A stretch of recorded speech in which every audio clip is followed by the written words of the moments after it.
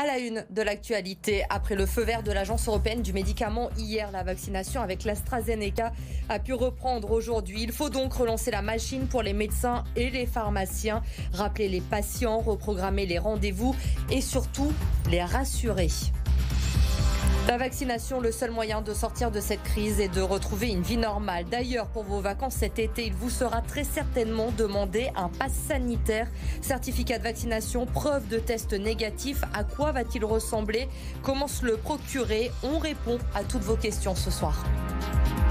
C'est le choc de la 30e journée de Ligue 1. Dimanche, l'OL reçoit le Paris Saint-Germain. L'équation est très simple pour les hommes de Rudy Garcia. Il faut gagner pour rester dans la course au titre et au contact du leader lillois.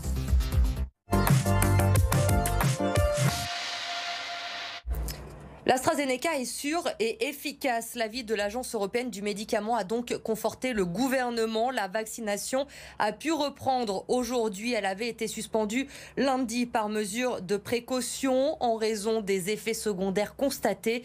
Une reprise en douceur tout de même aujourd'hui dans la métropole. Il faut rappeler les patients, reprogrammer les rendez-vous et surtout les rassurer sur ce vaccin, comme a pu le constater Arthur Blé. Et il y a le deuxième rendez-vous, du coup, ça tombera en juin. Vous êtes disponible ? Dans cette officine du 7e arrondissement, les patients continuent à prendre rendez-vous pour se faire vacciner. Mais la suspension cette semaine de la vaccination avec AstraZeneca amène certaines questions. Il peut y avoir une inquiétude pour certains, donc nous on est là pour les rassurer et vraiment il y a une telle attente par rapport à cette vaccination, de pouvoir se faire vacciner, que je pense que la barrière de l'inquiétude va vite passer. Rassurer, c'est aussi le mot d'ordre dans ce cabinet de Vénissieux. La secrétaire médicale enchaîne les appels. À 13h, je convoque les 5 à 13h, comme ça je suis sûre d'utiliser mon flacon. 40 rendez-vous ont dû être annulés cette semaine et la remise en cause d'AstraZeneca a inquiété les patients. Certains ne veulent plus être vaccinés. On avait mis du temps à les convaincre que l'AstraZeneca était un bon vaccin. Là, le petit problème a fait qu'ils sont plus du tout en confiance. Donc là, on reprend beaucoup plus de temps pour les convaincre. On lui met un rendez-vous en 1 minute, on met beaucoup plus que 5 minutes des fois pour les convaincre, pour qu'ils puissent à nouveau avoir confiance en ce que le médecin dit et ce que moi je dis. Une confiance que le gouvernement souhaite aussi restaurer. Le Premier ministre Jean Castex s'est d'ailleurs fait vacciner avec AstraZeneca ce vendredi. On en rêve tous, partir en vacances, reprendre l'avion, mais pour cela, il va très certainement nous falloir un pass sanitaire cet été. L'Union européenne en a défini les contours cette semaine. Ce que l'on sait donc pour le moment sur ce pass sanitaire, c'est avec vous ce soir, Lucie Young. Lucie, que va-t-on retrouver dans ce pass sanitaire? Eh bien, ce certificat, Elodie, il attestera que son titulaire a été vacciné ou alors a passé un test PCR ou antigénique négatif, ou bien que le titulaire est immunisé suite à son infection avec ce qu'on appelle une attestation de rétablissement. Alors au niveau de la forme de ce pass sanitaire, il pourra bien sûr être numérique ou bien papier et il sera doté dans tous les cas d'un QR code et d'autres informations liées à l'identité du détenteur, nom, prénom, date de naissance et bien sûr date de vaccination, quel vaccin a été utilisé ou encore la date et le résultat du test Covid réalisé. Alors concrètement, à quoi ça va servir? Eh bien, ce laissez-passer sanitaire, ça devrait nous permettre de retrouver un petit peu une vie normale, de pouvoir voyager partout sans période de quarantaine, mais aussi d'entrer dans certains lieux comme les salles de sport, les théâtres, les restaurants ou encore les musées. Et puis ce passeport vert permettrait aussi de faciliter le traçage des cas contacts en cas de contamination. Concrètement, il faudra scanner le QR code à l'entrée des établissements. Alors l'objectif pour les gouvernements européens qui travaillent conjointement sur ce certificat, c'est qu'il soit prêt le plus vite possible avant l'été de préférence. À noter enfin qu'il ne faut pas confondre ce pass sanitaire avec le passeport vaccinal, puisqu'on rappelle en France le vaccin Covid n'est pas obligatoire. Et on ne sera surtout certainement pas tous vaccinés d'ici l'été. Merci beaucoup Lucie pour ces explications. Dans l'actualité également ce soir, la visite de Gérald Darmanin aujourd'hui à Saint-Cyr au Mont-d'Or. Le ministre de l'Intérieur est venu assister à la cérémonie de baptême des commissaires de police. Il s'est ensuite rendu au siège de la police scientifique à Écully pour une table ronde du Beauvau de la sécurité. Il est revenu notamment sur les violences urbaines qui ont touché la métropole ces dernières semaines. Des violences liées, selon lui, au trafic de stupéfiants. Les précisions de Corentin Marabeuf. C'est l'un des départements français les plus touchés par le trafic de drogue, avec 255 points de deal, la plupart dans la métropole de Lyon. Le Rhône fait figure de mauvais élève en matière de lutte contre les stupéfiants.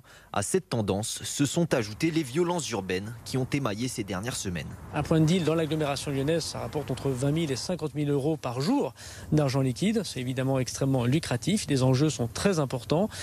Et le travail que fait la justice, les arrestations de ces personnes font naître souvent soit des énervements qui sont contre les policiers pour les empêcher de revenir, et puis de l'autre côté, des gens qui essaient de reconquérir des territoires. Les autorités tentent donc d'endiguer ce phénomène. Depuis le début de l'année, près de 30% des opérations de démantèlement de points de deal ont été menées dans la région.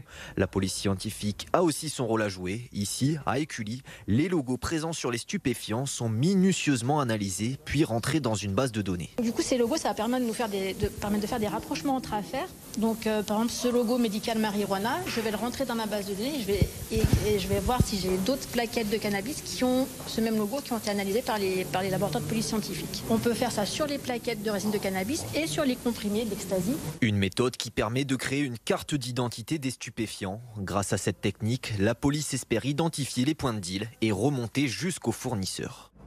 Pour la troisième année de suite, une marche des jeunes a eu lieu aujourd'hui à Lyon pour le climat, dans le cadre de la journée mondiale de mobilisation pour le climat et la justice sociale. Regardez, il y avait du monde dans les rues, images tournées cet après-midi par Clémence Delarbre. Malgré le contexte actuel et la crise sanitaire, les jeunes veulent rappeler l'urgence climatique. On veut crier contre ce gouvernement qui ne nous écoute pas.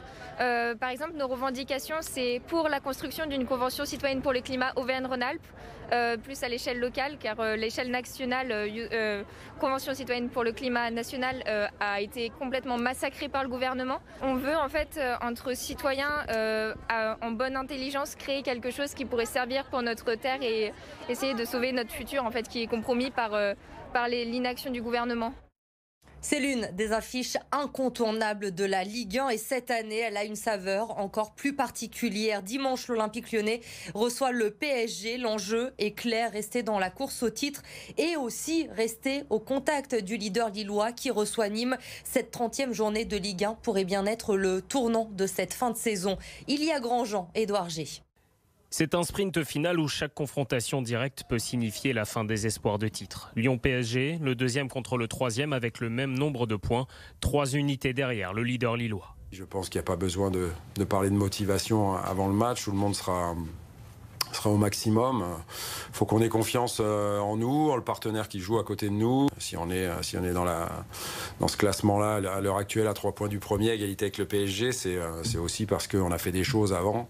Il faut juste sortir de ce terrain avec le sentiment du devoir accompli, de n'avoir aucun regret. Ne pas avoir de regrets et retrouver le rythme, le goût de la victoire. Lyon n'a gagné que 2 de ses dernières rencontres, avec une défaite et 2 matchs nuls. Effectivement, on peut faire mieux, même si on reste dans la course non seulement au podium, puisqu'on est dessus pour l'instant, et à mieux que la 3e place, pourquoi pas. Donc ça veut dire que notre parcours n'est pas si mal que ça. Et sur son parcours, Lyon a fait tomber le Paris Saint-Germain au match aller au Parc des Princes, 1-0. Le fait que ce soit possible, on le sait tous. En regardant en arrière, on avait fait un très bon boulot. Là, c'est un nouveau challenge. La victoire à Paris au match aller nous montre qu'on peut battre cette équipe. Maintenant, c'est un autre moment, c'est un autre coach. Ce sera un match complètement différent. On sait qui on rencontre. Pour l'instant, l'une des 8 meilleures équipes d'Europe. La réception de Paris, c'est la première étape d'une fin de saison où l'OL affronte tous les prétendants au titre. Lille le 25 avril prochain et Monaco une semaine plus tard.